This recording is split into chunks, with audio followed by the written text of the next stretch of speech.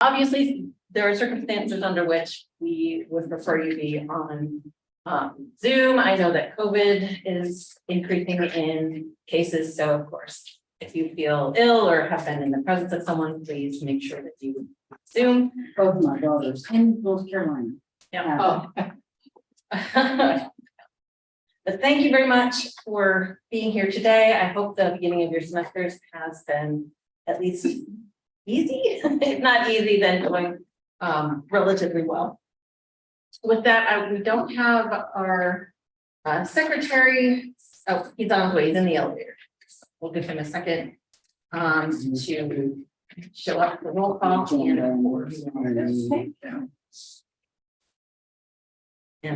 apologies for the awkward silence of the wait. Well, I just got forwarded from my school director on such about COVID. Oh, yeah. Right. Positive, should follow my thing. Yeah. In the elevator. So we will do a roll call. Everybody has their name tag. And then Elaine is on.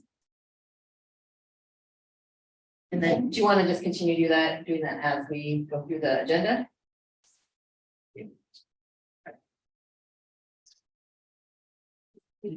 I can just write it. I mean, Next time I go to Boston. that's all right.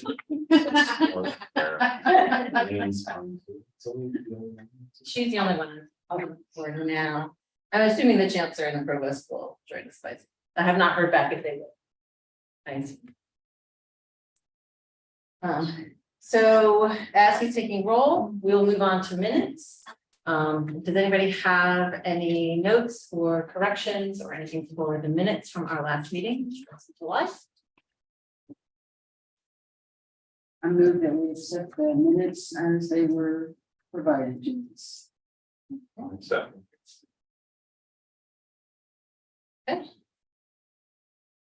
All in favor, raise your hand. Cast. No, I will be, I wasn't. Oh, they weren't. Oh, you're abstaining. Correct.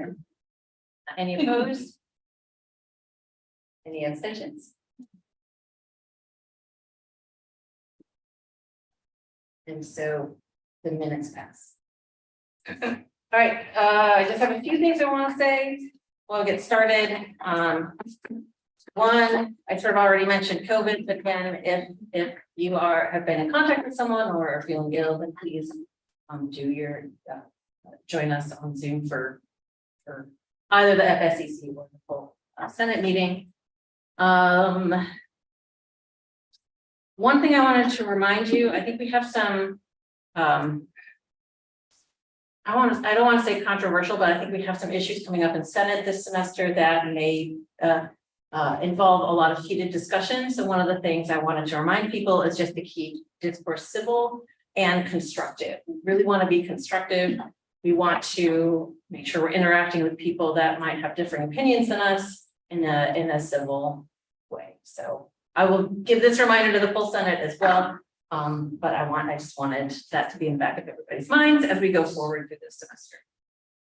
Other than that, I've had a couple meetings with the chancellor. Jeff was at a couple of them as well. And he gave us a lot of information about budget, which hopefully he'll be talking about today, but it's also information that our deans should have given us. So hopefully everybody has had a meeting with their dean. And we've given some of this sort of budget information on how we're moving forward over this year for this last year of payback for the school or the university.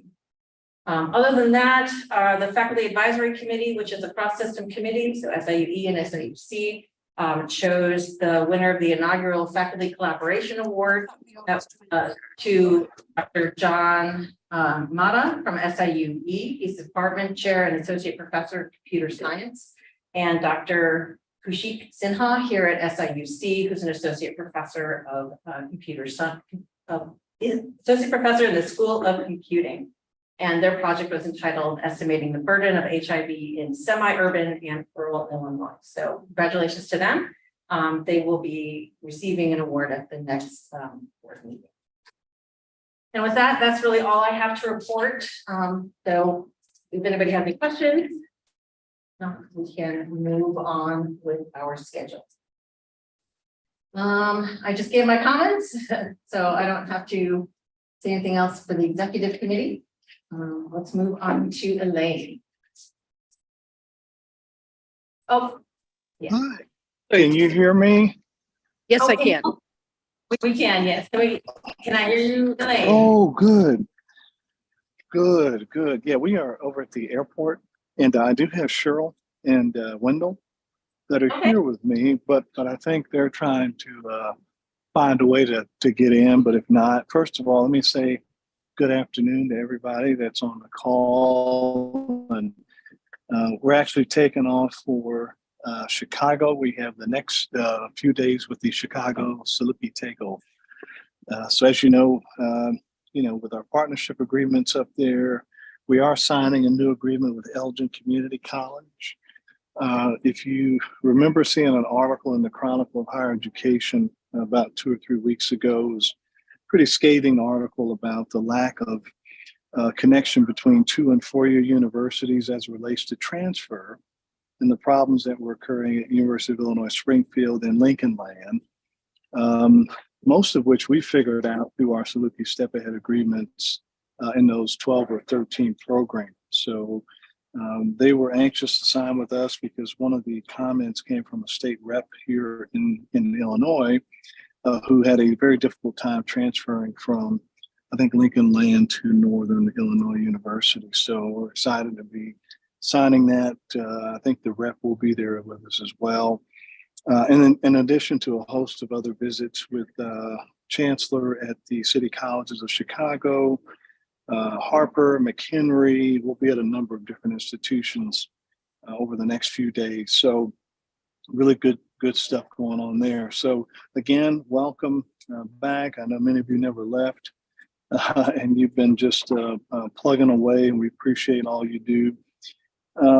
There is some news that will come out that I think you will all be pleased with. I can't let the cat out of the bag just yet because the governor's office has been in contact with us all morning. They are extremely excited about the news that we are going to release. I think all of us are going to make history here in the next few hours as it relates to the overall enrollment. And I did say overall, not just freshman class. So I can't divulge the numbers just yet, but I do want to tell you they're extremely positive. And it really is a credit to the hard work that's happened over the last 3 years with the support of the faculty, and the faculty senate, obviously. I thank each of you for really, really helping us achieve the goals that you're going to see a little later today. There's also obviously some benefit in there if we reach state appropriation and tuition revenue goals. So I think that's going to be very promising for our faculty in terms of raises in those particular areas. So really excited with the overall enrollment, the first time in college freshman enrollment, the transfer student enrollment, our Saluki Step Ahead enrollment, our new graduate and professional student enrollment, our fully online enrollment, our international student enrollment, and then enrollment from our diverse student populations. Our enrollment from the region looks really good. And all of those areas, our on-campus residential student population, you name it, the increase in the number of students that have achieved high school GPAs that exceed that 3.5 mark has increased as well. So we're really excited all the way around with the work that's been done. And those of you over the last 3 years that have been here know that we set out to put a strategic enrollment management plan together to get us here. So we're not shocked. I don't want to sound like we're getting too cocky or anything like that, but we really set this up 3 years ago to get to where we are today. In that Imagine SIUC plan to 2030. As you know, we want to hit 15,000 students, so it's not over. We still have a lot of work to do. So even when you see the positive numbers, just know that we're already thinking about our next steps to get us even closer to the 15,000 mark. But yeah, so we have some work that we still need to do there. But overall, really good news, good way to kind of kick off the semester. So appreciate the support that's there. The other item I wanted to talk with you about was a talk with Faculty Senate President, with Dr. Rader, and appreciate her and some others. This is the last year, and Dr. Lee, you know what I'm talking about because you've had to live it with me at least 2 of my years of being here, and that's the payback. It's kind of like a bad word, right? It's the payback. So those of you remember, if you were here in 2017, that because of some things that were happening in the state, obviously the state didn't support higher education, sent a lot of our students across state lines to different places. Our institution suffered from that. You lived through it. Many of you were here and lived through furloughs and those kinds of things. But that plan that we put together in 2017, 7 years ago, was a plan that was supposed to run for 7 years and end in 2024, which is where we are today. It's our final year in this plan, and we want to make sure that we get the payback out of our way. That payback was $38 million that we basically borrowed from ourselves and agreed to pay back. Over the next 7 years, we have $12 million left this fiscal year to pay that back. Even with the payback, we're still proposing a 2% across the board increase in raises for our employees. In addition to those adjustments based on the state appropriation increases that we have in our collective bargaining agreements across campus. And this year, what's different is we're not going to come back to academic areas and ask them for any percentage back. We're not doing that this year. Instead, we're going to make that $12 million hole hopefully go away with personnel savings. That's going to be our key area where we think we're going to net about $9 million in personnel savings with A&P and civil categories. So for the next 10 months, it's going to be real important that we hold the line on hiring. Unless it's a critical position, it would not be one that we would automatically hire because we're trying to obviously achieve some salary savings to help us with the $12 million hole. There's another category that obviously we're going to focus on and trying to clean up existing positions that are on the books that, quite frankly, were either over budgeted or areas where we can find savings again within personnel. That's really part of our strategy. Another part of the strategy is relying on the foundation. We've done a great job in fundraising and having some of those dollars transferred from the foundation to the university to cover up some holes there is going to help us financially down the stretch. As it relates to DE money, and the provost has talked to the deans about this. As it relates to that, they're going to be able to still hire or fulfill any of the adjunct or the faculty salaries that they have that are being paid out of DE funds. What we're looking at closely is the non-personnel portion of DE funds. So there were a lot of one-time buys in there from different areas. We're going to be looking at that pretty closely just to make sure before those are approved that, obviously we're going to be on track to have the kind of dollars that we want. So it is not going to stop us from being able to cover the instructional needs, but it will cause us or the deans to work with the provost as it relates to those one-time purchases or buys or commitments that people already have now. Some of it could be travel. That people will be able to do, but they'll just be a little more closer eye in terms of what we're spending those dollars on.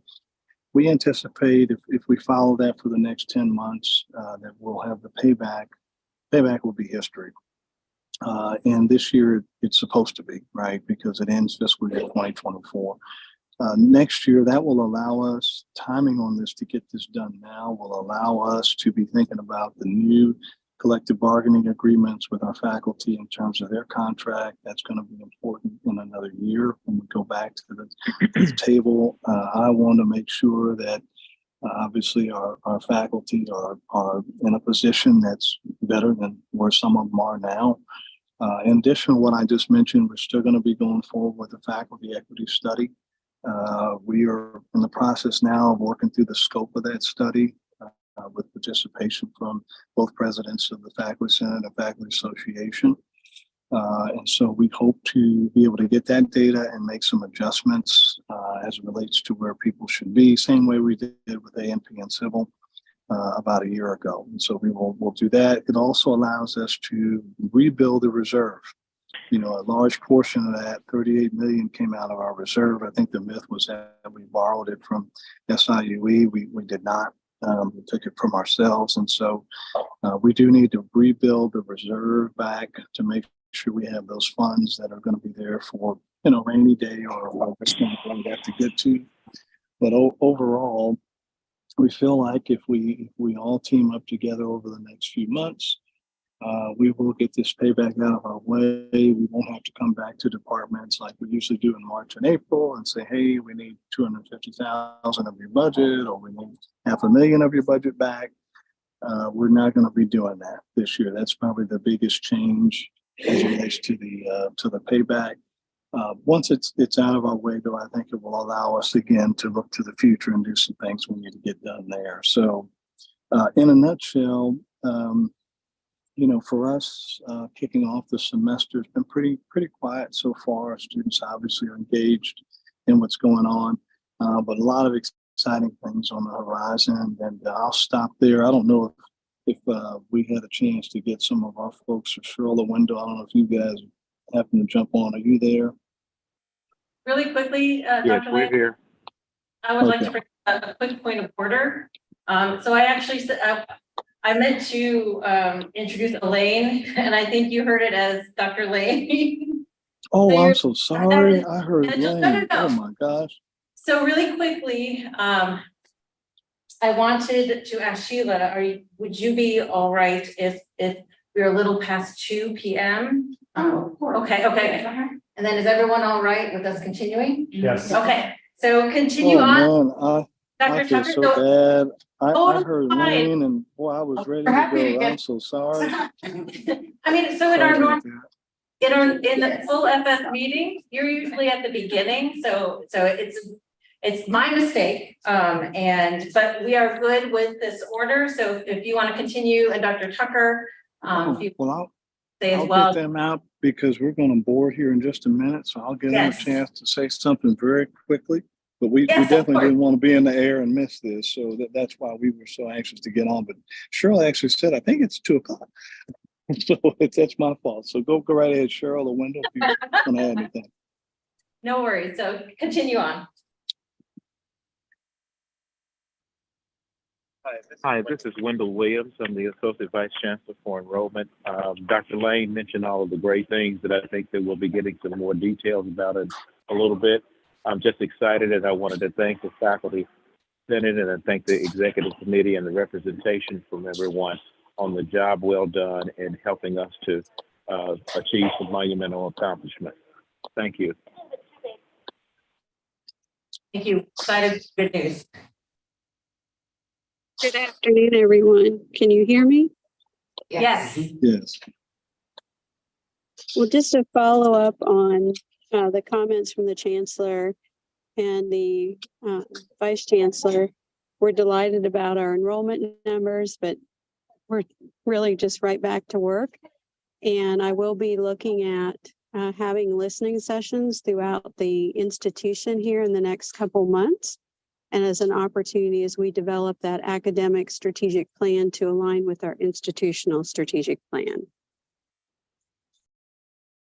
And I think a big date to piggyback on that with Dr. Tucker, which you just mentioned, is going to be September 26th is the retention retreat that we have on campus. So I just want to make sure everyone is invited to that. Can you guys still hear me okay?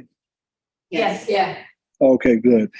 That's going to be a big retreat. We're going to bring out all the data, our institutional effectiveness research and planning, person, David Shirley, will be giving us 30,000 feet or 30,000 foot look on what we look like in retention, not just overall, but we're going to really dig into each individual group as it relates to whether it's male, female, or African American, Hispanic, you name it. We're going to really at a high level talk about where we are today and where we want to be going forward. So you'll see a lot of effort spent over the next year on retention. And I know Dr. Tucker's thinking about ways already to restructure some of her operation to really support not only faculty, obviously, but to support students as it relates to retention.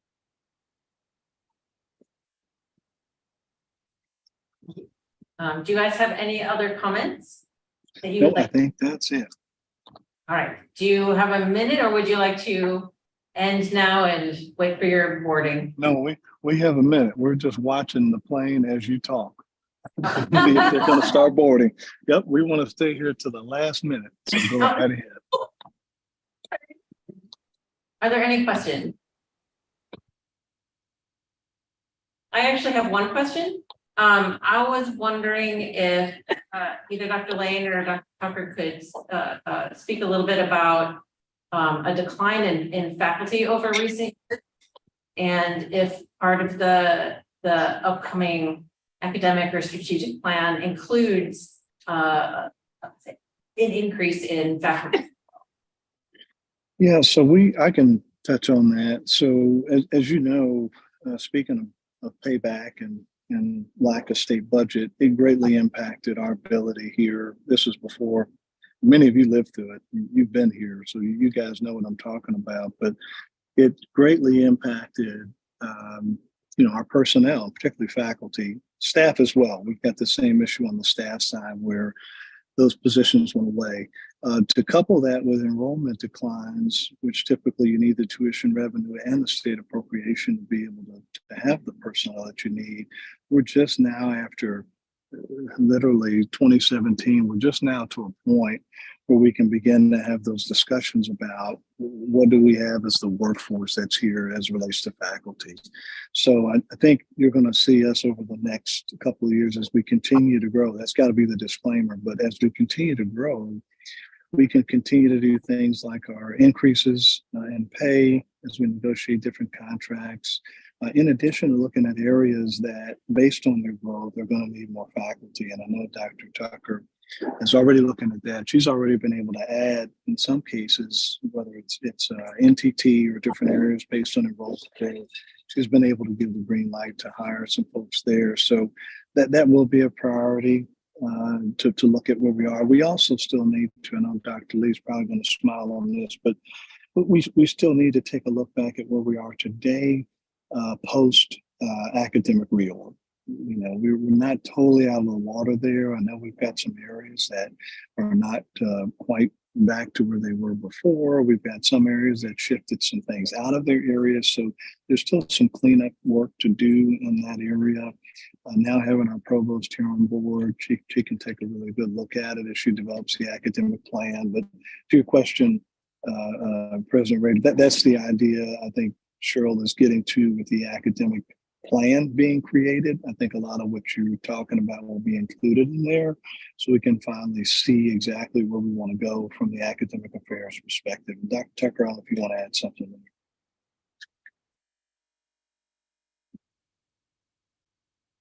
Yes, I absolutely we're gonna be looking at faculty, and one of the things we'll be doing with our fiscal 25 budget planning with the deans is having them look at where the needs are and making a proposal about where we can hire or need to hire faculty based on enrollment growth, based on opportunities to grow and specific areas, as well as thinking about this balance between our tenure track and our non-tenure track faculty.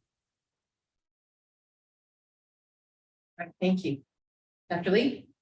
Good afternoon, Chancellor Mann and Provost Tucker. I have a question for ask you guys to give us update in terms of the equity issues.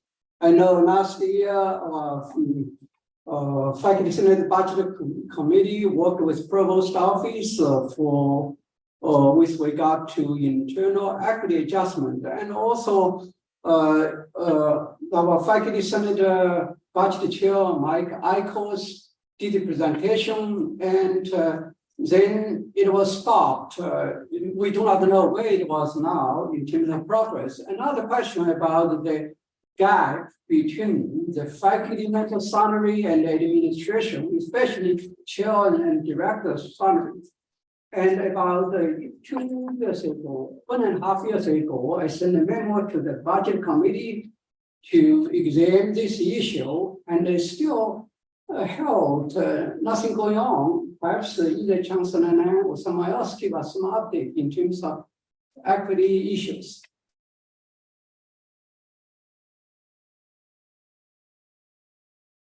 Chancellor Nan, are you there? Yeah, I didn't hear the first part. I'm sorry, Dr. Lee, but I did hear equity. On an update in equity issues. Right, update Oh, yeah. about There we go. internal equity adjustment. Yeah. So right now, I think Dr. Rader and Dr. Punske are working with our team to identify the consultant who is going to look at the faculty equity study. So we've got to look at the RFP scope of work, get that turned in, put the RFP out there for procurement, and then get that agreed upon person to come in and take what Mike did and the budget committee did from Faculty Senate and marry that information with their investigation of it. So we hope to have that off the ground this fall. That's the idea, with the results coming in probably early spring. At that time, our goal is obviously to beat the end of the fiscal year. So once we get that data in, hopefully January, February timeframe, get everybody a chance to take a look at it, then we can clearly identify what rank or what level of faculty member has been impacted from an equity standpoint. It's the same thing we did with A&P. And once we do that, obviously funds being there and being available, then we would be able to adjust those individuals according to the data that came in. So that's the idea, is that we would have that work completed hopefully early spring is the idea. But that work, the biggest piece now is getting the procurement, getting the RFP out on the street, getting the company to come in and do that work. Well, thank you so much, Chancellor Nan. I would appreciate your response. And our Faculty Senate Ad hoc Committee, Subcommittee 3, had talked about the faculty compensation, because faculty compensation directly affect our ranking and the institutional honor. So that's why we're interested in this issue, not just for the faculty pay per se. It is related to our institutional ranking. No, I agree. And there's a piece I left out. I'm glad you mentioned that just now. So what I just described is phase 1. It's an internal equity piece. Phase 2, and this will take a little longer. I've been in some places, it takes a little bit longer, but when I say that, I'm talking about maybe the next year or two. Phase 2 is how our faculty compare to similar doctoral research universities, right? So it now compares your salary to folks outside of the institution. So we have to take a look at that. If I were to give you the data now on A&P Civil, which includes administrative personnel, folks on my team, everyone here is being paid less than what their counterparts are being paid at other similar institutions, everybody. So we are going to have to look at phase 2 with addressing that issue next. So it goes internal equity first, and then we will have to look at how you compare to the market. Why is that important? Because we don't want you being able to go to another university because they stole you away from us because they paid you $5,000 more, right? Or you're not being compensated where you should be.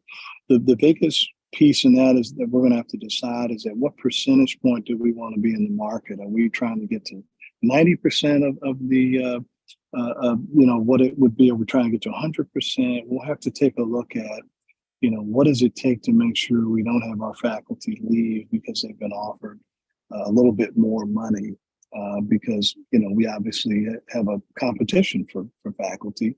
So that's phase two. That piece we will try and get to, but that's going to take a little bit longer to get there. Follow up with a question. Yes. Chancellor Lane, it's Rachel Whaley. I was on the budget committee last year, so I was involved in the salary compression study. And I understand now it's going to the consultant. Originally last year, there was discussion that the budget committee would also start the peer equity study. Is that something we should do, or since it's going to go to Yes. consultants, do we? Yeah, how's that? I would. Yeah, great question. I would still do it where I've been before. It's healthy to do that, even though we're going to agree on the consultant.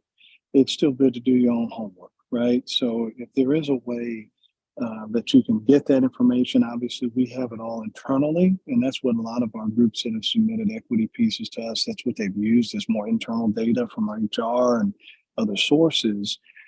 I would say feel free to do that and feel free to share that with us. So when we get the consultant in place, who, by the way, will be looking still at some A&P and civil groups that were represented. We looked at a lot that were not represented. So they are going to be included in there, but to have that data is going to be helpful for that consultant to refer to. Okay, thank you. It's a good question. Are there any other questions? Yes. Do we know, Dr. Lane, this is Sherry Watson. Do we Hey, know Sherry. when the governor's announcement will be made? Would you say that one more time? Which announcement, Sherry? The governor's announcement? Oh. Do we Well, have a time frame on that announcement? You know what? It's one of those deals where when the governor said, when he speaks, we have no idea. Okay. Our biggest job this morning was to make sure he has all of the data on the bullet points. And so I imagine, Sherry, we're waiting literally. When he hits the go button, then we're going to have our go button ready to go and send out as well. We don't want to be too far after him. So our hope is that he gets something out there maybe today. If not, we hope definitely it's tomorrow, because as you can imagine, it's hard for us to sit on this. We're really anxious to get some information out there. So we're playing it by ear. Jeff Harmon is kind of our guy doing that, and we're working with system office as well. Thank you. I have a question for the provost. Oh, sorry. Oh, it's up to you. Go ahead. I just received a note concerning Form 90s and concerned that the deadline for Form 90s has been moved up to this coming week instead of October 1st. Is this a misunderstanding happening somewhere, or has this occurred?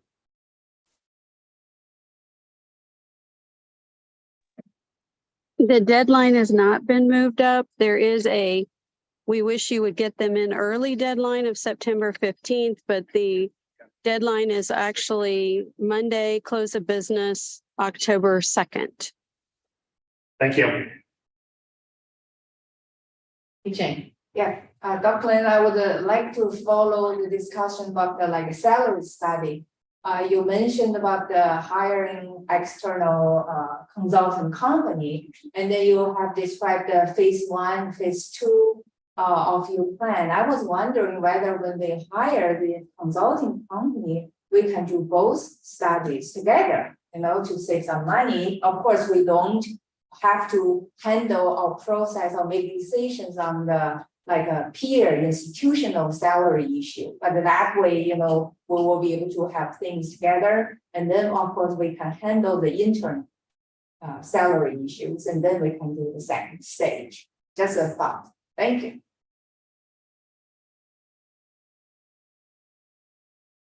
All right. Are there any other questions or comments?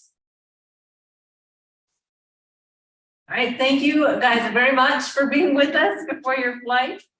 And of course, we wish you a safe journey to wherever you're going. Yeah, Great.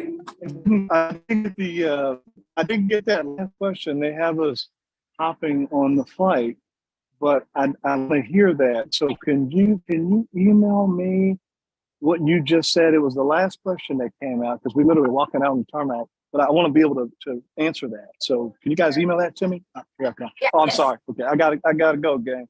All right, I'm no sorry. worries. Thanks, Ethan. Guys. Okay, sorry about that. Safe I am. trip. Thank you very much. Okay, bye. All right, so let us continue on with our schedule. Thank you guys for being flexible. I appreciate that. So moving on to election committee, Dr. Dukowski, do you have an update? Okay, thank you. I do have a report. So I met with the incoming election committee folks towards the middle of August, just before classes began. And we reviewed the protocol and process for the elections. And at the same time, we identified what positions we need to take a look at filling.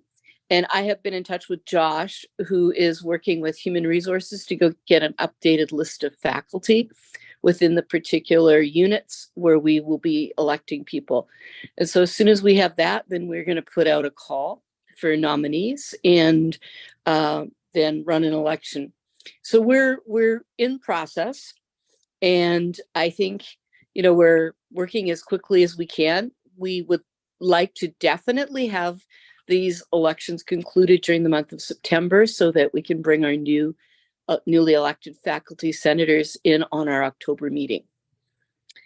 And that's my report. All right, thank you.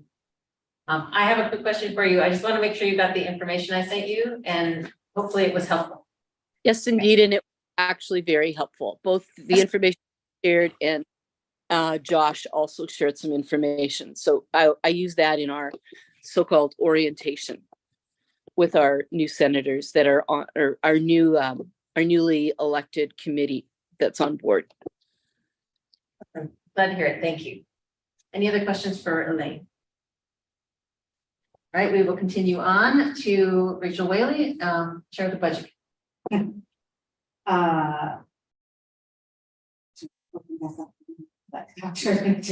me a few things through.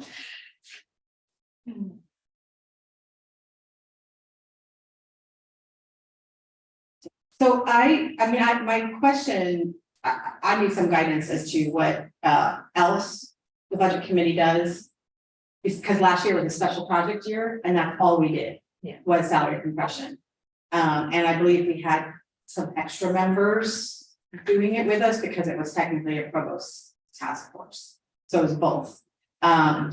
So kind of need some guidance as the new chair of the budget committee as to what should we be working on this year. There is an item that Dr. Lee brought up that was from a resolution from spring of 2022 about school directors, the number of months that they're paid, and can we reevaluate that? So I have that document. So that's something we can work on. The other is to think about trying to do this peer equity study, which I have some concerns about doing and then it being redone because faculty time is very valuable. And I'm glad that we did the salary compression stuff we did last year. It was enormously important and we learned so much from it. And I can see the evidence, and there's unbelievable compression at the associate and faculty levels. A lot of people need to be moved up. I don't know if we knew it was going to go to a consultant. We knew it was going to go to the unions for discussions, but we just, that's kind of the way things go sometimes at the university. We do something and then it is done again. So I'm not sure how much time we should spend on the peer equity stuff. So I guess I'm looking for guidance on, what budget committee should focus on. Lots of folks. Rachel, I have a question also like among us too. For instance, when we study the faculty like salary compression, all these issues, I was wondering, our responsibility to do the study, or we should request the administrators, like they have like an administration power to have manpower to do the study. We want to know the results. I think that's what we I think in my mind, that's what we do, because that's a kind of service. And if we have to put so many hours to do the study, which we are not expert, we will have to learn all the things. I think that's a totally waste of our time. I would think I would rather use my time to do student mentoring, do all this type of things. So that's my question. I would think, okay, this is the item we think is very important. And I would think from provost office or human resources or any body are part of their job to be able to monitor and collecting data, monitoring this. I was wondering who are in this administrative roles of doing this. We just, okay, would you please pull up the data to us and we can do the analysis. That's what I have to know. Right? Yeah, I mean, in terms of, just before I joined, the committee had done its research and how other universities had done internal equity studies and found a formula, and we talked about it at length and decided this was the formula we were going to use. And I think even Mike and Farron presented that to the administration early in the school year, and then we spent the year examining the data, getting it into shape for different colleges. As for individual people, it meant you needed to know how to use Excel and put formulas in and do these kinds of things you want to do. It wasn't, yes, I was able to do that work, but it's done. I mean, it's done. Like, it doesn't need to be done again. But I know it's been done again. But so I don't know. I mean, that's kind of my feeling is that I don't know how you do the peer. We'd have to do the research on how you do a peer equity study first, see if we can find a formula that we like we did last year, and do that. Yeah. Well, again, which will take the whole year. I'd recommend it. Thank you. I'm gonna counter this with one point. Okay, And that is, I think one of the biggest benefits of the work you guys did last year was the way the information was presented to us as faculty. So I'm not sure the administration would have done that. Not that they are holding information, I mean, maybe, I don't know. I'm not an administrator, but that was the clearest I've ever seen that information. And I think from a standpoint of educating the faculty to just what the situation is, it's worth doing at least some of that work.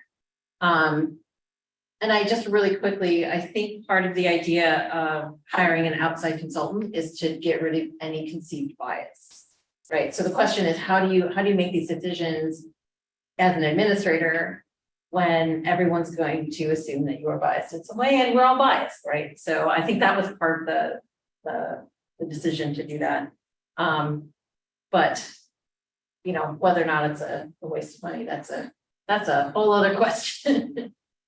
But yeah, so that's just. I just want to quickly add, a peer evaluation is much more complicated than an internal evaluation, in part because you have to agree on who the peers are. So, and that is where that really becomes a matter between the unions and Yammer. And so the Senate could evaluate peers, but then either side could just say, no, those aren't our peers. So.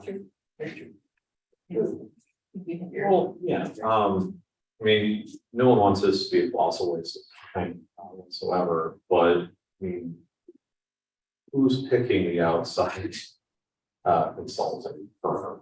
You know, I mean, yeah, they're not going to be biased, but I mean, matters who's pick. You know what I'm saying? Like I think doing the internal, it kind of feels like at least, you know, maybe I'm biased. I feel a little bit more trustworthy of my fellow peers here than other people who might have their own agendas to, you know, solve, or, you know, kind of pat it down so it doesn't look as bad optically than it really might actually be. So I don't want, you know, we were already stretched then as is. So that, I mean, the question, I think, as far as, you know, I wouldn't say but recognition of the amount of work that kind of goes into this for service. But at the same time, I think we keep them in check, make sure this is just an optics play. Dr. Lee? Yeah, I think if you background information which may be helpful. First of all, we haven't had a raise for many years, except the past 2 years, 2% increase, 2% increase across the board. And the enrollment, honestly, we hope this year will 4, 5, 6, whatever percent will move out of use space. Enrollment will hopefully will go up. Now, the situation was that okay, our enrollment in the past years pretty much declined. Absolutely didn't help us in terms of raise or effort. And then the budget, the first, from 2015 to 2018, the budget still paying by till this year. So we have to be fair to the end. That's point one. And second, in order all the credit to Johnson and Lennon, who did internal equity adjustment for staff men. For staff men, much easier. And for faculty member, obviously the size of the budget for faculty people way much the staff members. So now on the one hand, it's good that the faculty senate faculty budget committee worked on it last year. On the other hand, like you said, it took a lot of time. Still, it's inclusive and not conclusive. So inclusive. I think the third fact is that yes, it's good. We have a consultant to work on it. Meanwhile, we need both the provost office, chancellor office, faculty budget committee, faculty senate in terms of profits. And if we did want to do some type of peer review study, Jeff, can we get peer institutions from? I mean, are they going to be different for each union and branch of members? This is a good question. Start with faculty. So, I mean, certainly, I think there's going to be,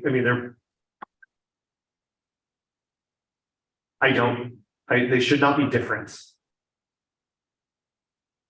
That said, each union could potentially negotiate different. So like FA and NCT could potentially argue for different peer evaluate for different peers. It's possible. I hope not. Right. It seems unlikely. I mean, I think the goal would be to have to find a set of peers. You would need peers and then aspirational peers. And is that something we could get from you? It would have it's negotiated with administration. So a meeting I would ask for Yeah. between you and the administration.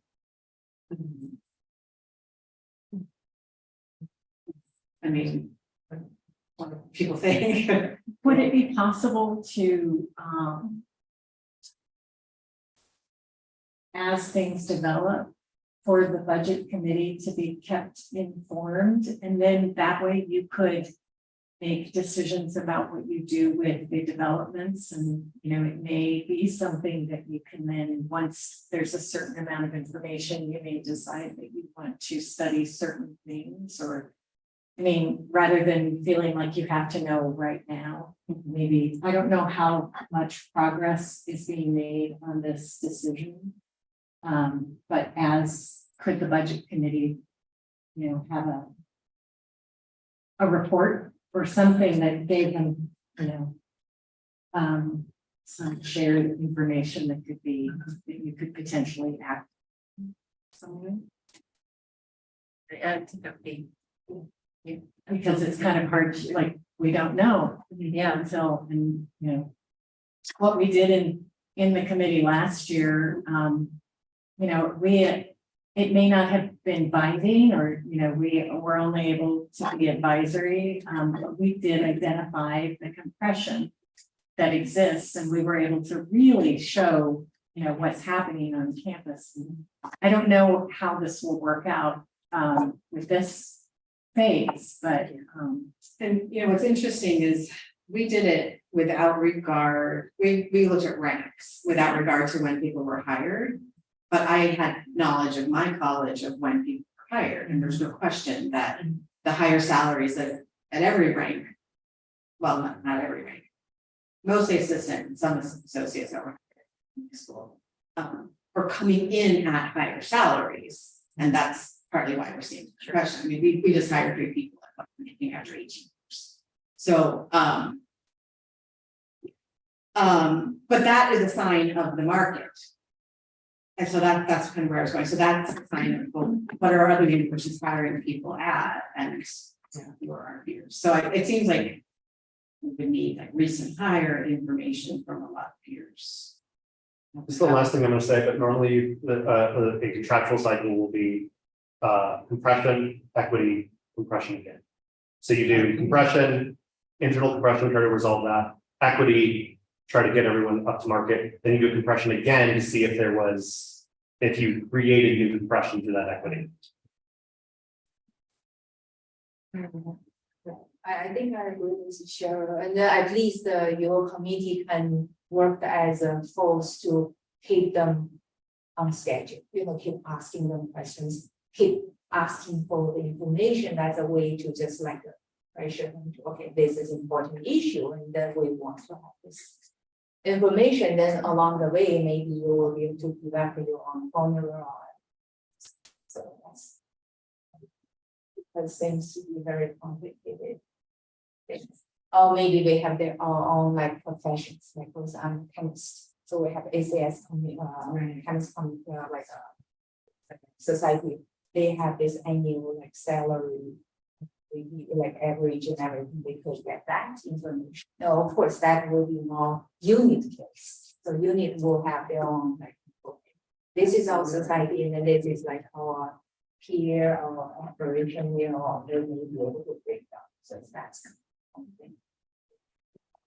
And I'll just say that the one thing that our compression study did not really, we really could not get a handle on the TT issues, because the way that study was designed, it worked very well for tenure track faculty, but the way we employ NTTs on this campus is so broad that we weren't really able to ever get a NTT situation. And I'm hoping that consultant that is agreed upon by all parties.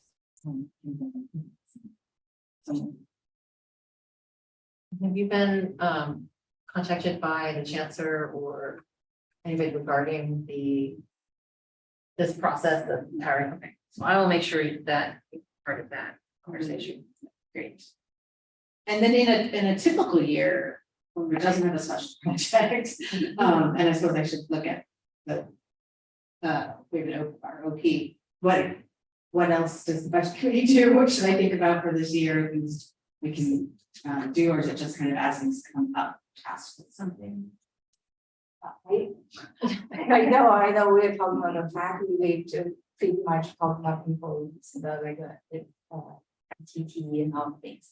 One of the things I'm passionate about, at least this year, I would like to know is looking at our graduate systems. It has been many years, they have not increased their salary. They just did. They just did. Well, I don't know exactly how widespread it is, but I know our school director made a request to the provost office specifically about increasing our GAs. Oh, okay. Because they're different from other schools, and it was a flat no, but after a couple of months, and actually that was not actually the provost, it was the interim provost. Okay. When the provost came in, she said, yeah. Okay, that's good news. So I want to go there because like it really kind of because their I think their fees have been increased Yeah, year absolutely. after year. And then like their salary was capped. And that's a common really not. So one thing I'll say is that is more the purview of grad council. And they I are, would think so yeah, too, and but they're having a conversation. yeah, okay. So that is something I think we can take a back seat to them. Okay. In terms of, I've been on Senate for 4 or 5 years now, and budget committee, it's really varied, what they've done. So, I mean, if you want to do any follow-up, for example, NTTs, if you want the D situate, yes, yeah, getting more information about, where money's being used from different schools and colleges across campuses might be something interesting, but really it's up to you guys, which is, and I can put out a call, we can put a call put out a call through Senate for ideas as well. Great, and then we do have the one that you've seen last year that we'll talk about. Yeah, it was kind of a concern when the chancellor did say that 9 million of the 12 million left that we owe ourselves is gonna perhaps come out of personnel, which suggests to me a shortfall in personnel. Yeah. That's very concerning. That's the number. Great. Thank you. Yeah, any other questions? One last thing I have in terms of budget is about the, like, I think, meeting, talk about that is the proportion between administrations and the package. Because like we saw this like budget increase everything, and then the salary can go to the directions, you know, how can we just like make it more balanced is important for us to watch. Thank you.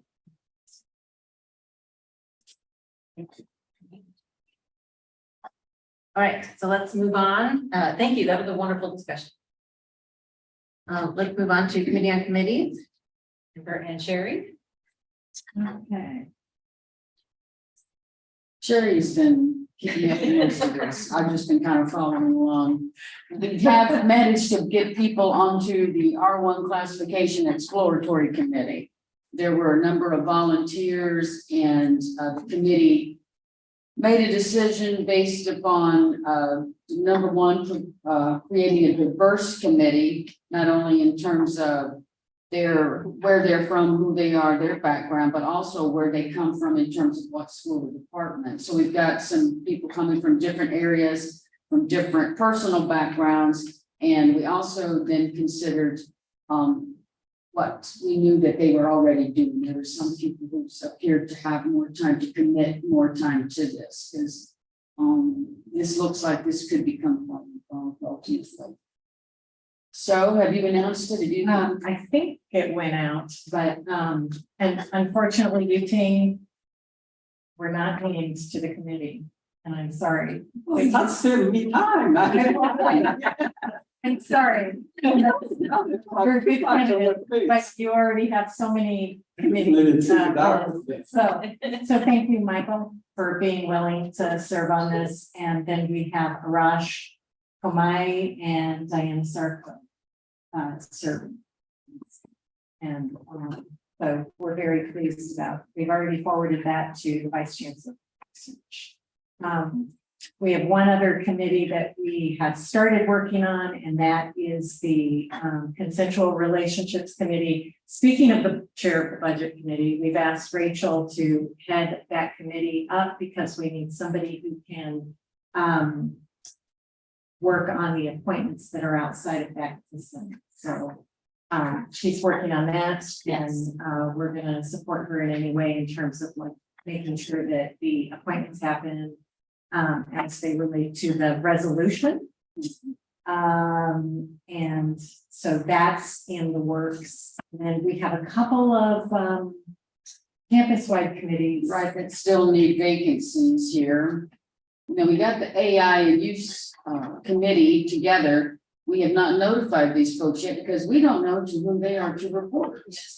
This is something that I think when something like that comes up, when somebody recommends a committee, we're gonna have to figure out where, especially in ad hoc, we're gonna have to figure out where they report to, because I'm not certain yet. And did you have a chance to talk to?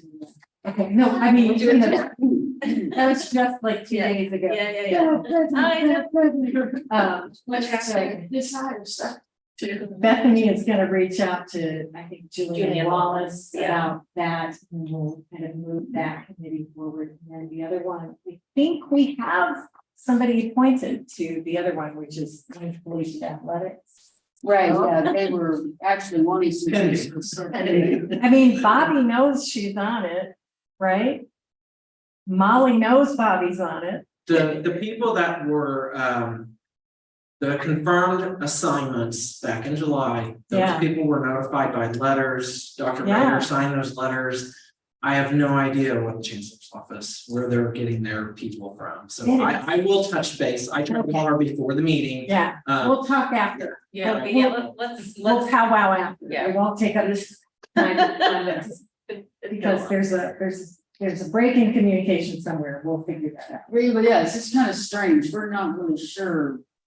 We can't get in touch with this person, right? It's kind of odd.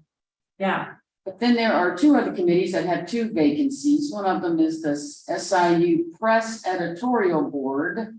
Those are 2 3-year terms. There are 2 vacancies there. And then there's the University Joint Benefits Committee, which as far as I know, never had anybody on it, because when I was working on the faculty senate, what, 2 3 years ago, they were telling me that this Josh was, this is right after we got you, that they told us that they didn't even know if they were meeting, if there was even such a committee. See, last I heard about University Joint Benefits was, it was just kind of pending. They had elected, or I think there was 2 people that I know of that were supposed to kind of head it back off. And when I confirmed, or I spoke with those 2, they were like, yeah, it's still in the air, we don't know. So that's why I've kind of left it on the board, and then we got that contact, so that's why I threw it. also from the same person, yeah. Okay.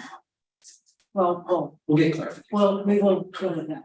Okay, so we gotta get clarification as to whether or not it's actually firmly formed. Yeah, who's in charge?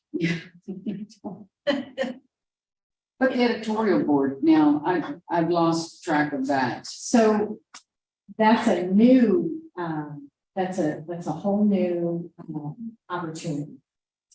And so I think we've made one call for it, right? We've announced it once. No, okay, so we'll get that If out. we told her, I think we would do it Right starting after the September, semester. after, Okay. Okay. This is the one that Mindy, This is, so Amy, she works right across the hall from me, the director of the SIU Press, Amy Etchison. This is for the SIU Press, she got this role. So we'll do the announcement, and we'll figure out which ones we need to. And we'll get it done. But there are just a few things that we're having trouble nailing down because communication. Post-coronial higher ed. Yes. Enough said. I do want to make a quick suggestion, maybe to governance. We might want to have a set of rules in place in the operating paper for what happens when we make a resolution and vote in favor of it for an ad hoc committee. Because it sort of leaves the onus on committees to put that together and figure out questions like who does this committee report to, things like that. So for non-standing committees, it might be that originate from the Senate, not from admin asking us to form them. We might want to set up rules in the operating paper to govern how that process goes. That's my message. I like that. A question for them. I know faculty status welfare committee, but according to the open paper, we should have 2 faculty from general faculty pool. I sent the email. Oh, yeah. Have you sent an announcement? That will go out with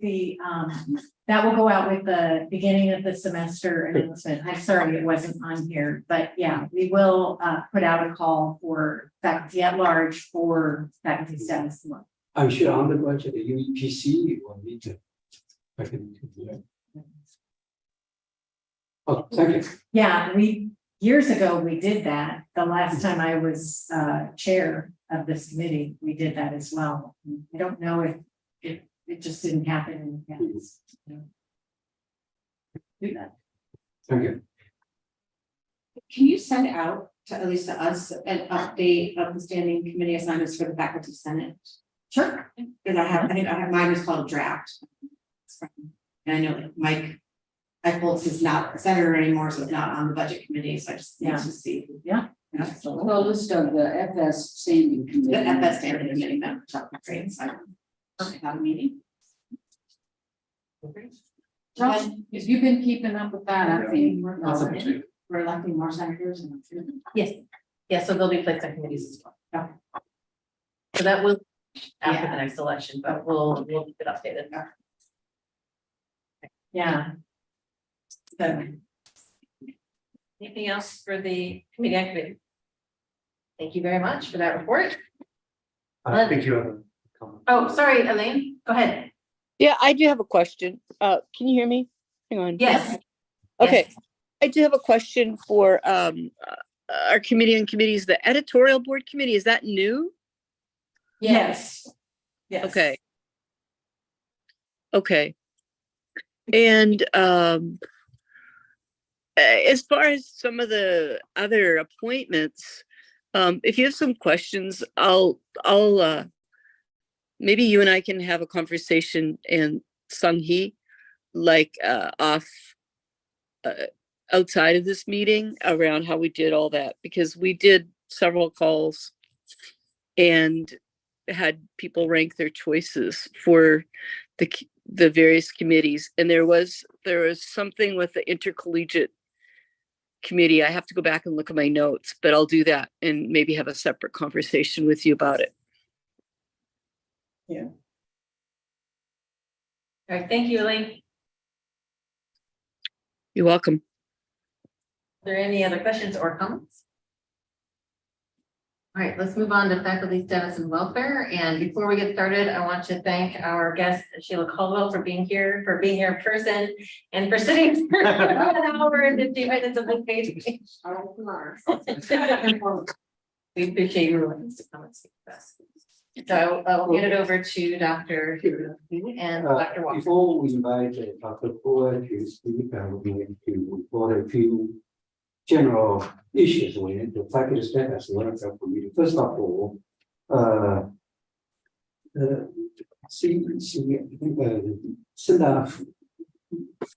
which university open committee, which you know that I was elected last year, resigned the faculty senator. We met a couple of times. Last time we met, in fact, last week we met to talk about the COVID-19, and in fact we saw the announcement. Faculty members do not need to report any COVID or pandemic cases. We just follow the CDC's guideline. Any students have any COVID, they can quarantine for 5 days. And for faculty members, if themselves have any pandemic, obviously it's a judgment for the faculty.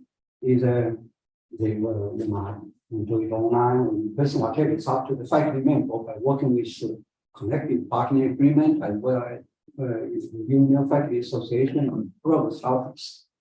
And so that's general report for the faculty status where which is for the pandemic. And then another issue which we had about, in fact, we had two resolutions to discuss the faculty status welfare committee. One is ADI, anti-racism, diversity, equity issues, and other resolution here. The second resolution was unanimously supported. And for this first one, we had 7 members, and 3 of them strongly opposed. And even after we voted, and when faculty member called me talking over the phone, he is very much responsible that, well, we can advocate diversity, equity, inclusion in other areas. If we want to put it in tenure promotion, that's a little bit too much. So, and that's why we at this point maybe process this meeting, next week's meeting, forward we can address this faculty senate. Why it's important. We have already shared the document with them. It's just a matter of communication. And I encourage them to ask you the question directly because they do not, the impression is that they do not want to be talked on.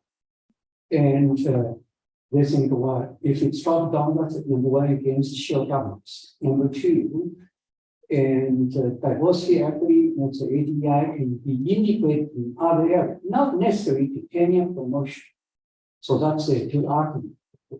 And that's why I thought it over, maybe at least in September, we can have a further attention at our first meeting.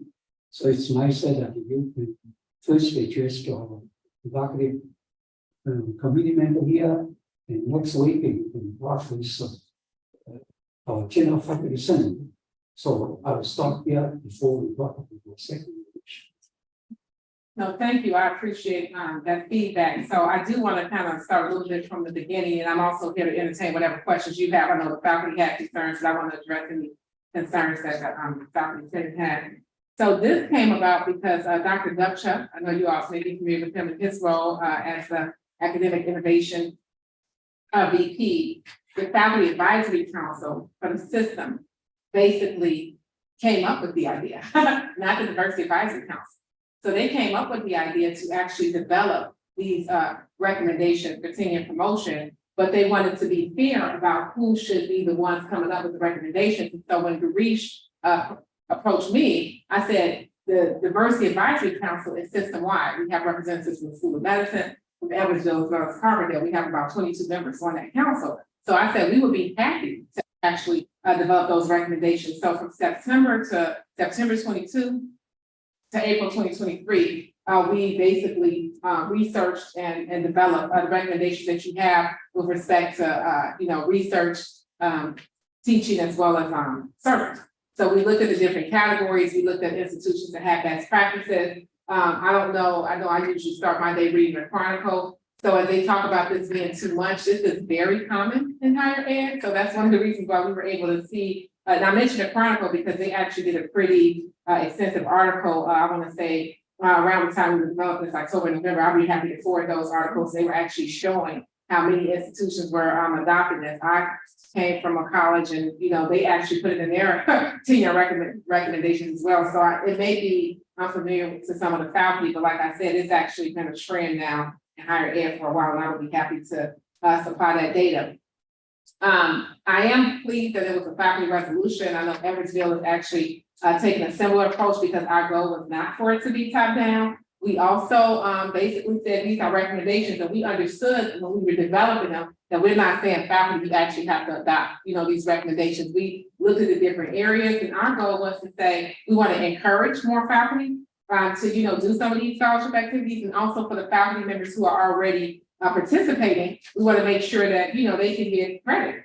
We covered studies about invisible labor, as far as faculty from racialized ethnic communities, maybe mentoring more because that population doing more service in those different areas. And it's like, what would it look like to actually acknowledge that and to make sure they get proper credit? And for faculty members who want to do more and who might need incentives to, to say, how am I going to actually get credit for this work? That was another reason why we developed it. But by no means is it meant to be top down. We actually had created a philosophy behind it. These are simply recommendations. We want faculty to adopt these recommendations in their departments as they see fit. So we definitely had the impression it would be chairs, who would be, working with the deans and with the faculty members to say what works best for our structure, for our committee, also looking at your operating papers as well. So we had that in mind when we created it, and we wanted to just be of service and say, hey, if this is being requested by the Faculty Advisory Council, we want to come up with a good quality product that you all can be able to glean from and say, this is what works best for us.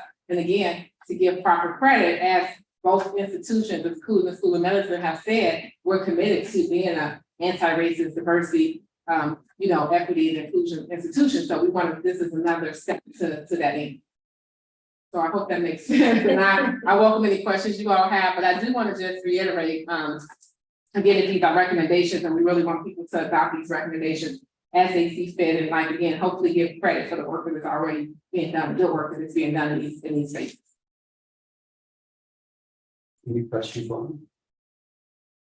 I have a question. So I read very quickly through those. I was wondering how when the units required to incorporate some of those in the writing in the operating paper, or is this serve simply as a guide?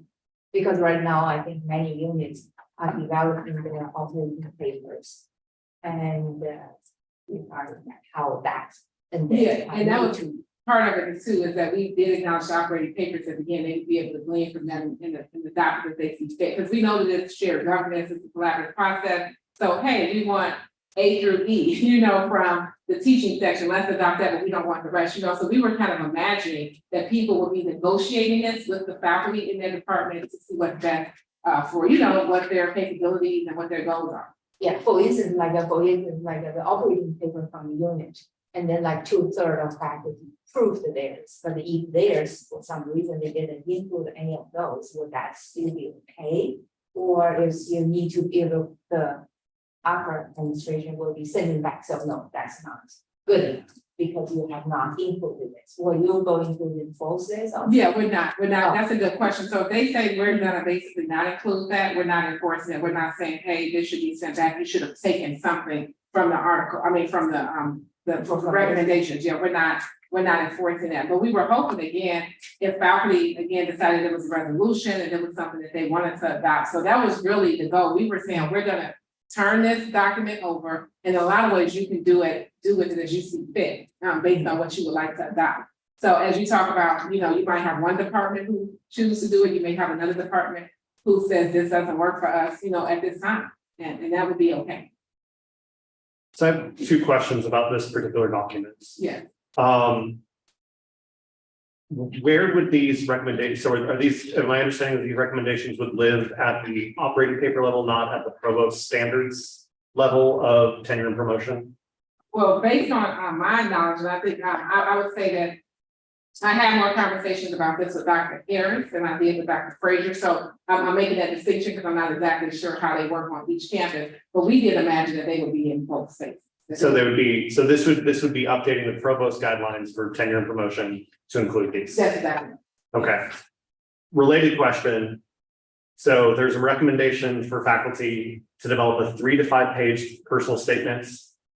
I'm guessing this would be part of the dossier. I mean, this is a very technical question, but at least in some units, this would be significantly longer than their other statements. Mm-hmm. So most research service and teaching are capped at a single to 2 pages. Okay. So now we have a 5-page document. I'm wondering, and also if this is, why would these not, why, if these are all elements that are covered in teaching, service, and research, why are those not just integrated into the relevant statements? Yeah, and actually, that's a good point too. So I think another thing I would like to piggyback on that particular comment, I would say the 3 to 5 pages, as I talked about us doing research, that was very common language in other tenure and promotion recommendations. So we looked at a lot of institutions, and again, the ones I've come from, that was very common. So say if an SIU is 1 or 2 pages, I would fully expect you to change that, you know, and say we just want a 1-page statement. So if you decide that the 3 to 5 pages, again, does not go with the papers, and no, we have faculty on the team, so I wish somebody would brought that up. No one actually said, hey, we don't do this. So we kind of said, hey, this, you know, feasible, we had that feedback and it was okay. So I bring up that point also to say that people might choose to tweak some of these recommendations for their particular areas, and that would be okay. And I think what again I want to reiterate is that we decided to look at best practices to work for 8 months. We didn't take this assignment lightly, but we said, hey, this is a good, you know, deliverable. We had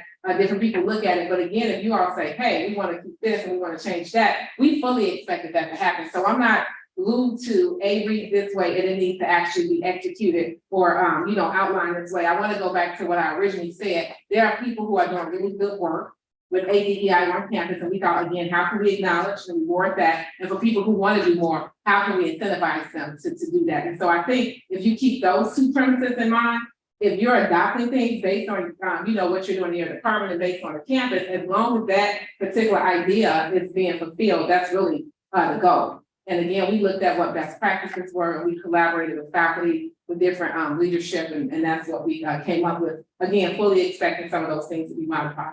So back to the, Oh, go right ahead. No. back to Jeffrey's point, If they wanted to take some of the language, some of the ideas and work it into an existing document, Yeah, that would be acceptable. and we expect that, because we don't expect anyone to completely adopt this entire document. We never expect But that. it doesn't have to be this, you don't have to have a specific area of that separate from Right, what's already existing. that's exactly right. We expected some of these things to fold into the operating pages and into the provost Okay. existing recommendations, yes. I just want to make sure I understood that. Yeah, the guidelines and recommendations. yes. See, some of the faculty member committee were concerned that, okay, they're concerned that the administration use this idea way against it. Yes, and Elected. yeah, and I think we probably outlined that, we, one of the things we also created system office was an inclusive language guide. So, again, you create something like that, people are gonna say you're trying to keep free speech. So I think a lot of things that are coming from my office are meant to be helpful and not punitive in any way.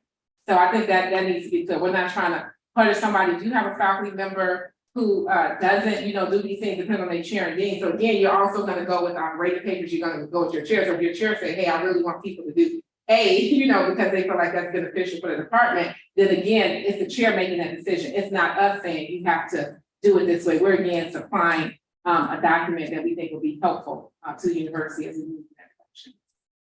Does that? Yeah, well, again, okay, it will be subject to discussion hopefully in October. Because if the three, let's say we have 7 members, 3 of them voted against it. So in our next meeting, not next week, but in October, I'm sure some faculty members may have a concern. Yeah. And the main concern is that, okay, we can absolutely make an advocate for ADI elsewhere, not necessarily retaining promotion. That's the argument. I love the idea though of people getting credit for the invisible labor. That bit that I'm not sure exactly, how that works, but being recognized for those things, because I think it's like dancing backwards in heels, where you're doing all of this work and trying to meet the promotion and tenure deadlines, but yet you're serving on all the committees, you're being asked to mentor, you're being asked to, and so. Yeah, and I think I have had conversations, listening to earlier about faculty, being less present on campus for different reasons, but people time to not be in the place. So I've had people again in my role say, I had this many women in the department. So it's not even obviously always race. And now because they want a woman on the committee, they're the only woman who's serving on all these different committees. And again, they haven't replaced that. So it's like, what would it look like again to say, well, you really exceeded in this area, right? And so you're going to get credit for that. So that's also been a part of the conversation as well as we've had less faculty. I think one thing that might assist in this making it through the Senate is just a little bit more clarification on what this document is actually doing. Because when I read this document, I still didn't understand what it was doing. I didn't know if this was just going to be plugged straight into the provost guidelines, and these would be the new provost level. So I think it needs to be clarified that these are going to be guidelines for the OP. What, if anything, would be recommendations for the provost guidelines? Because as of right now, it's just too uncertain what, I think there is a broad support for this, but it needs to be clear that this would be for the faculty to incorporate into their own operating papers at the unit level and the college level. And there might be something very general from the provost office, not specific. And why you would want to adopt them, Right. so that your faculty can be acknowledged for work that isn't reflected in your guidelines. Jennifer, you want to add something? I just think that's why we have so many no's, is because they didn't see it as guidelines or recommendations. They just saw this here. Well, and then to the point that I made, to make sure that, and I don't think it's coming too many place, but that this is in a way to then say, deny someone promotion, because it's like, wait, didn't kick it. And it might not even been something they could incorporate directly. So I think you have to reassure faculty that this isn't yet another hurdle. I agree that there's a lot that goes unrecognized, and that's nice. But at the same time, we want to make sure we're not creating this You didn't do this. You didn't do this, I can now fire, I can now fire you. Therefore, Like, I just, therefore, it's. I think it just gets, you know, a little worried that people will then get panicked or. No, that's helpful, because my next question actually to you, Dr. Lee, is why would people not, why would they say it should belong other places except for promotion and tenure? So people feel like it's gonna obviously threaten their position at the college, I would understand. And you know, I would say we were concerned about all those things as well, so I do think the feedback that we received about exactly where, and again, just stressing that it's not gonna be punitive. And I mean, it says, you know, recommendations, we tried to explain the guiding principles, I think I'll just reinforce that as well. But I welcome other feedback from you all, because we just wanted to get approved. So if there are other stumbling blocks or hindering that process, I definitely want to hear that. And making sure it also protects academic freedom, because it's something that comes up a lot, you know, that, you know, that's the beauty of this job, is that we have so much, I mean, we should abuse it by any means, but you don't want people feeling like, especially in this era, that we're told, you know, kind of like, this is, you know, you gotta toe the party line or else, kind of. Well, yeah.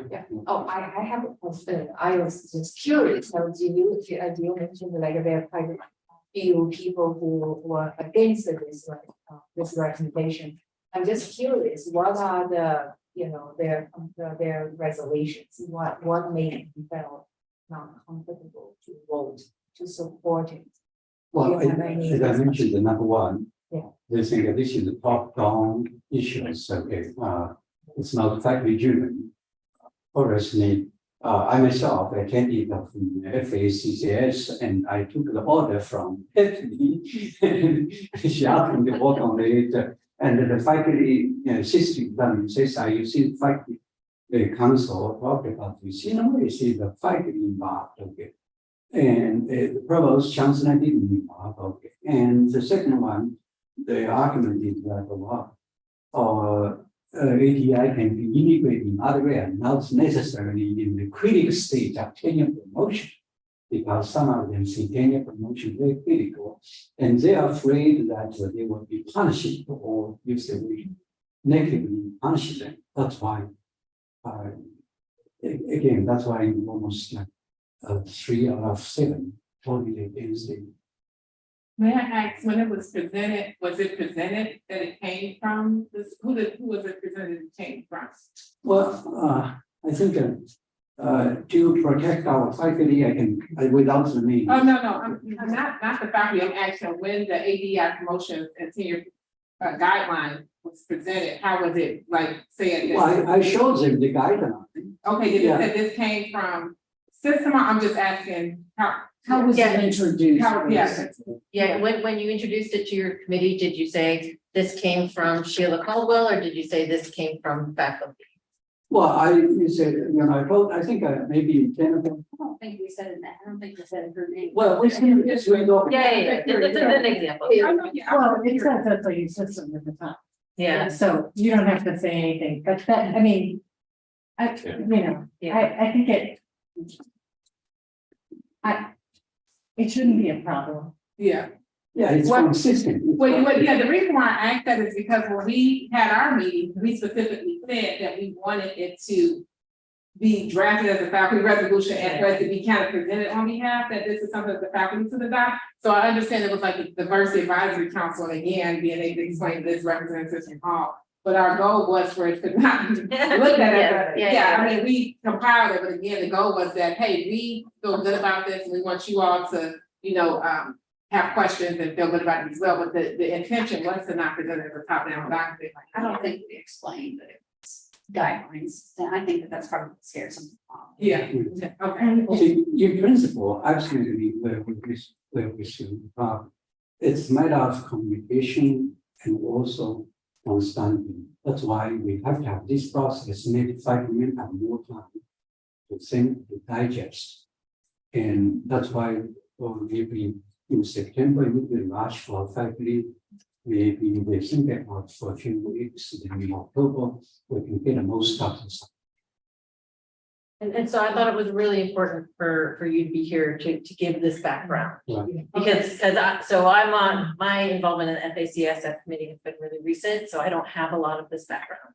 So I thought if you could communicate to us and perhaps to the Senate that how this came about and how it was not a top-down Yeah, initiative. that we were invited to do it. I mean, I don't have any problem with people processing October, but I do think I would like for it to be made clear. Yes. That it was these are recommendations, these are guidelines, and that again, it won't be punitive. We even have the guiding principles to kind of make that clear as much as we could. I could even put in more language if that would be helpful based on some of the notes I took in the conversation. So I guess, like I said, I definitely want faculty to have a chance to digest. So I don't think it needs to be like an approval or a vote, but I do want to be clear, be asking digest what the intent is. So if there's a way to clear up the intent and then give them a chance to look through it and ask proper questions, I would like to, if possible, follow that process. Well, would we want Sheila to come to the faculty senate meeting? Yeah. And actually. Yeah, Introduce it yeah, and make you've been it invited. very clear to yourself, you know, you know it well better than we do, certainly better than I do. Yeah, and that's what I was hoping. I think that's next, 12, correct? Correct, a week from today. Today, yeah, so yeah, I wasn't planning to do that, like I said, it's no rush, because we kind of gather the people who want to take their time, but I would like to at least explain very clearly what the intention is and is not. Yeah. What exactly, we want to be clear about both. I think that this also, this hesitation, if you will, comes from not the topic in as much as like a certain stress from the top, the top down, kind of coming in and, sometimes feeling like everything is more top driven kind of process. So I think that's where like any sort of hesitation might come from something like that. You're kind of like, oh God, now what are they gonna do? I'm gonna actually go to Rachel. I just had two thoughts that maybe that would be helpful also in framing this. One is that on job searches now for academic positions, most universities are asking applicants to submit an ADI, EI statement. So like I've served on just last few years on search committees, so we've got them. So they're writing them now as graduate students. Yeah. At least, yeah, I mean, I assume across, but I mean, it may have been specific to the fields I was on search committee for, but I'm sure. We've been doing it for even the anatomy department, that they have to submit a diversity statement. And the other piece, I think that this fits in timing wise, at least in my discipline in sociology, there's always a small minority branch who wants to elevate the status of service for tenure and promotion. Because service doesn't count for tenure and promotion, if we're honest, right? Yeah. We have to do it, but it doesn't count. They want us qualifications. But those people who do a lot of service, and especially when it goes into these areas, I don't know, I mean, that's a unit discussion as to whether they want service to count more and this kind of service to count, but certainly has an affinity in sociology. I've been having my students read about it, so Yeah. it's kind of interesting. And then just one last thing I'm gonna say, it's good to meet you in person because I was on your inclusive language of committee I've actually, 2 years ago, so but we only met on Zoom, so it's nice to meet you. You as well. And I was just gonna say, we might want to avoid trying anything that involves a vote. Because That's fine, this is yeah. really information that we can all have and hopefully use. And I think when you put people in a position to vote for or against it, it's really not necessary to have a vote. It's just, this is what this is, and it's here for you, right? That's what I mean by trigger. I think when you, Yeah. it just We comes, trigger it that. just kind of comes off like what, Well, what am I? if I start asking questions, how am I gonna be perceived about asking questions? Yeah. And it's something that, we're aware that there is an issue. We're aware that there's an issue where people don't always get credit for a lot of work. Yeah. And this may serve you in that, this may serve your unit, your department. whatever. Yeah, and to be able to put very, precise verbiage with that, like what does it look like? So if somebody said we want to adopt this, like you don't have to, like. You don't have to invent the wheel. Yeah, exactly. We've already put the guidelines together for you. Yeah. And I think the last thing I'll say, I know when we were presenting this, I mean, even back at home, it's like, well, faculty doesn't have to do anything. I mean, I think we kind of know that. So I just think that might even be helpful to say, like, really, we wanted to offer recommendations that we thought would be helpful based on our mission and also based on the fact, again, like you said, this is growing. Another thing my office has created is an ADI leadership certificate specifically for students, because again, when they go out, it's like, you have a lot of time companies train, what does it look like to say, I understand systemic racism, I understand some of these other things, and and we also have to build a lot of leadership development inventory as well, so they can kind of know more of themselves, in addition to trying to figure out things about other people, but the whole goal is for it to be a co-curricular certificate for the workforce, so kind of to go to your point as well, I mean, these are good things to have. Good things to have, yeah. So I don't want to prolong the conversation if you all have any other feedback from me, but I do think when I come, I can be very clear that this is very optional. That would be the word I would use. It's optional, and that is optional for chair. Now, again, if people decide to do something with it more precise, but we're not recommending that. We're really leaving it up to faculty, however they choose to incorporate that. That's really, here it is, do what you do. Yeah. Thank you, Dr. Bowen. Okay, thank you. Yeah. Really quickly, if can we contact you if we have? Oh, yes, exactly. Questions or anything like that? I would prefer that, yes, yeah, if you have any questions or if any faculty come up, I like the idea of not voting, because again, that's not the goal, it's just, I'd just say one thing, it might also be beneficial just to share this with deans for units that are still working on their operating papers. Because that could be, faculty could choose to incorporate this within their operating papers.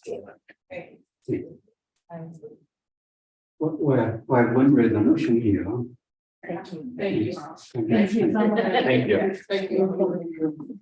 You all have a Thank you. and I'll see you all next week, actually. It's the same room.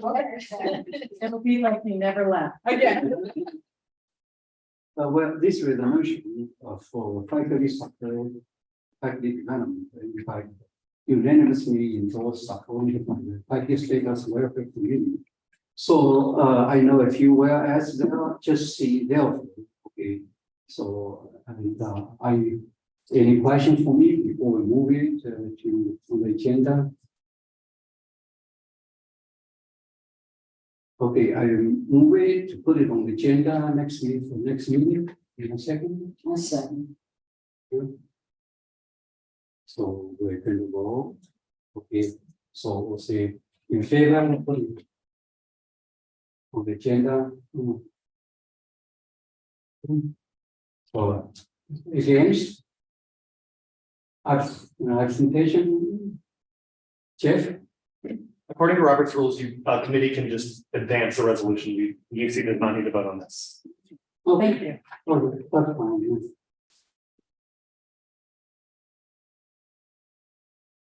All right, that's it for Jennifer, anything to add? No. Okay, I think that's it for the faculty stays away from the meeting. Thank you. Moving on to governance. Oh, before I talk about this, I have a question about, for instance, when we, next week, when we will share with this office, have we share with other faculty? Yes. So that they can, they can collect some feedback. Yes. Okay. Now, I'm a lieutenant chair of the governance committee, because the year before it was like Patrick. And then this year will be like even. So we haven't done any meetings. Early end of right after our meeting, and then so I shared information with the governance committee. He said he was traveling, so he said that once he's back, so we should be okay. The couple of issues we do want to talk about is faculty senate open paper as well as unit open paper. So another one is like how we cooperate with your office in terms of setting up the personal meetings. Like with faculty senate, with the faculty, we may be able to use them. At Susan, how often we do that. And then we need to public meet with it, just like either lunchtime or anytime, we can. Our governance committee members will share the time, there, and then so any faculty meeting, then we talk about any issues. That is something, the two main items. Open meeting format or. Yeah, for like so that because now we are Yeah, and then we thought that might be a good idea to have faculty members come in and then share their thoughts. And we could collect all the information and share with you guys, basically help us to find items. Yes. And also any items you have in the, we have reported and then share with me.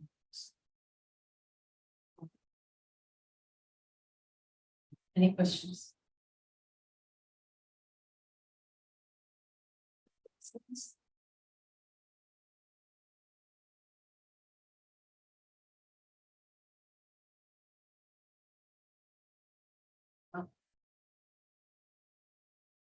Thank you.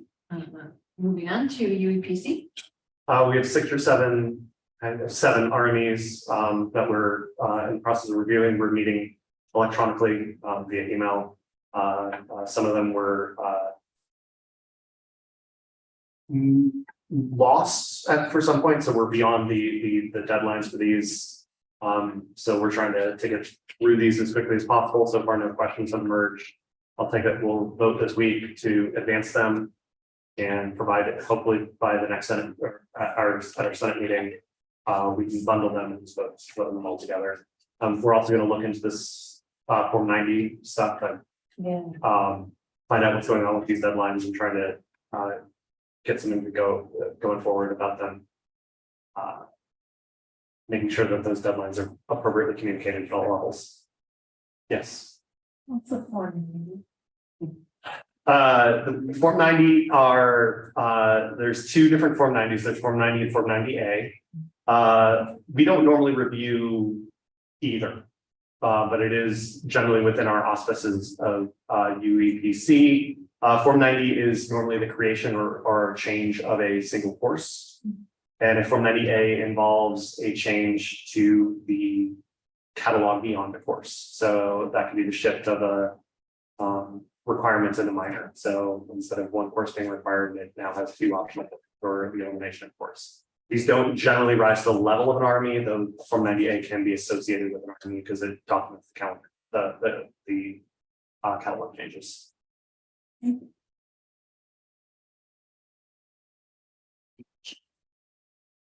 Any questions? I don't Jeff, we don't deal with Form 90 in your committee before. In general, Form 90s do not require approval of UEPC, but the deadlines by which faculty are expected to create and submit them is a domain that we should be aware of. So what is occurring right now is that they have a stated printed deadline of October 1st. Communications have gone out that they shifting this deadline as early as September 10th. So that's now the October 1st deadline is the deadline to the provost office. So obviously, they need to get approved through the college, but typically that was a week before. Now they're pushing this day. Pretty soon it'll be before we start the term. So what I'm gonna ask for is for us to come up with something maybe akin to the PNT deadline, so there's a very clear deadline for the college, deadline for the provost office. I thought she said the 15th. That is what she would prefer, Oh. is that they be submitted to the provost office by the 15th. That's in 10 days. I keep it so that it has to be that faculty are not on contract. Until when they're on contract. Right. The time it takes to do the Form 90 or can be extensive. It can't do. They can be done in the spring, but often you get new faculty members, which means new courses, which means in their first week, you're asking them to augment courses and stuff like that. So it's not a reasonable deadline. No, but those ones are only affecting for the fall, like for instance, fall 24 is not immediate, right? Right. This is for the update of the next catalog. So that's about as fast as we can go. Yeah. Because it's always like this, it's always a back end, and then we're just like a back. Yeah. Okay. Okay. I like October 5th. Because at the beginning of the semester, everybody's on their toes. I doubt we're gonna get the provost to shift off October 1st, but we're gonna try to set that as more firm and a clear deadline for submission to the college. Yeah. Currently, do colleges have different deadlines or is it just floating? It's just floating.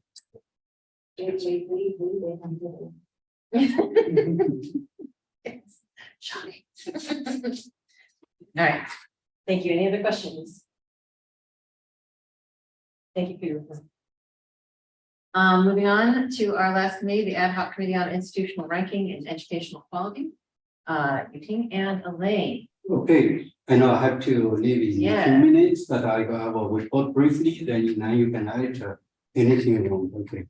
So in the summer, actually, the subcommittee, the chairs met and obviously faculty member on the committee, even students were not around.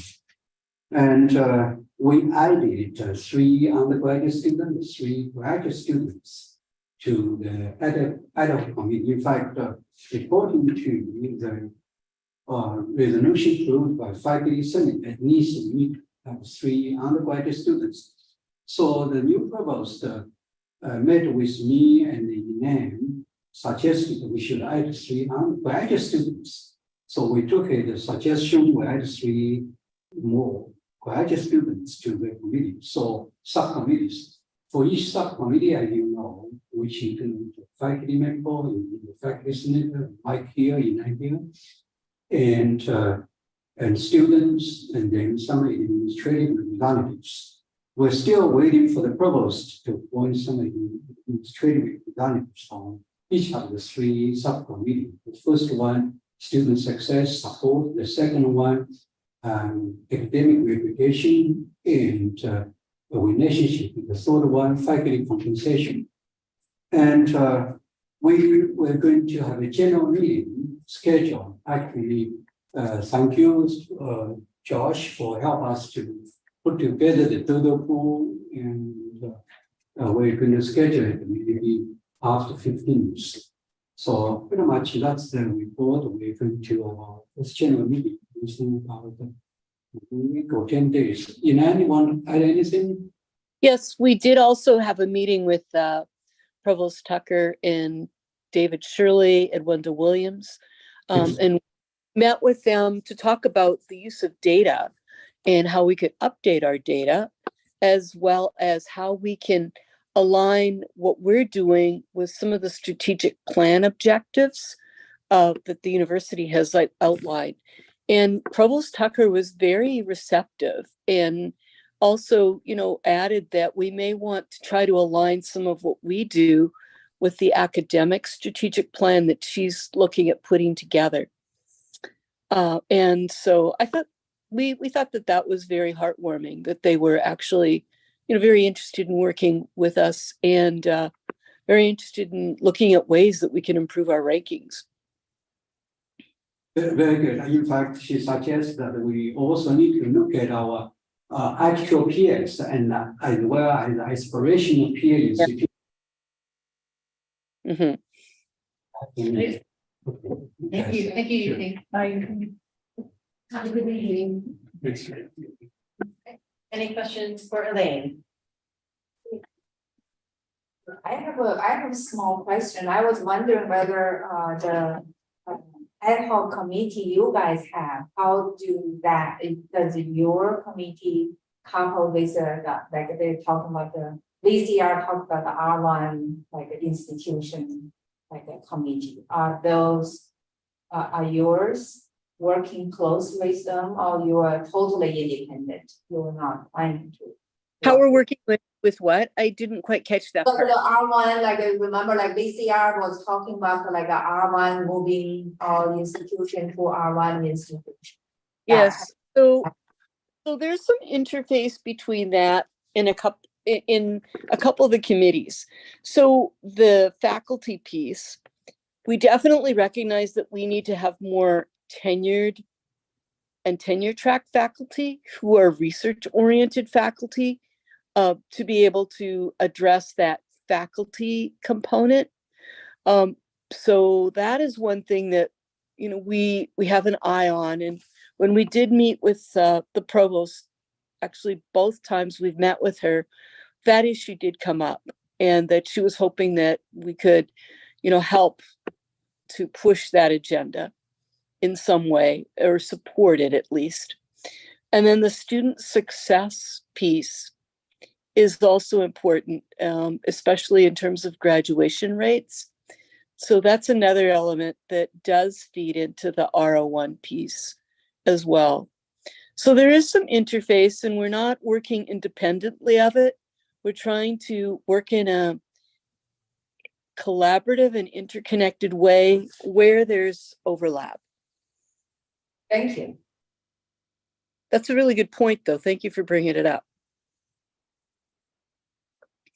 I'm also I have to say, I'm really excited that seems to be buy-in now at various levels, like the fact that we have undergraduate and graduate student representation.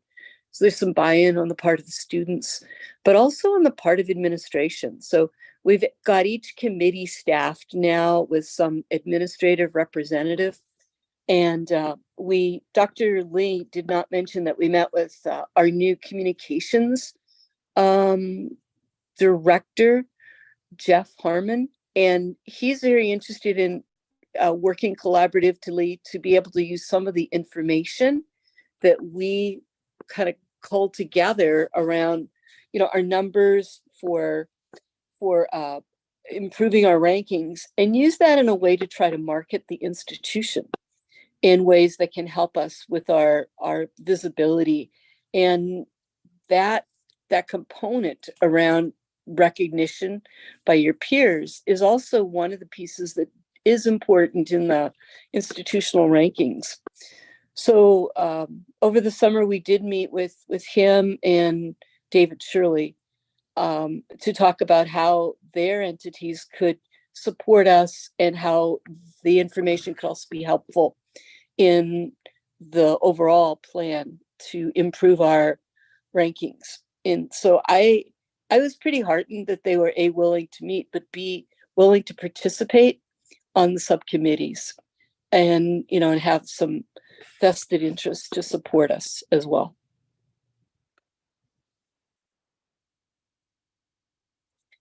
Any other questions? I want to point out I am on both. No, That's true. yeah, You're a bridge. Bridge. Nice. All right, there are no other questions. We will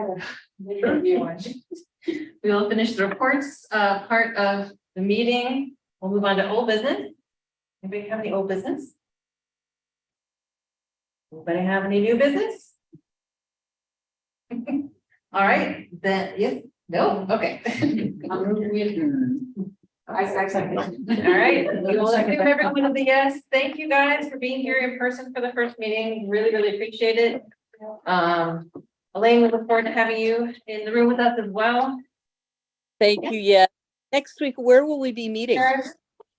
Literally running. 752 library.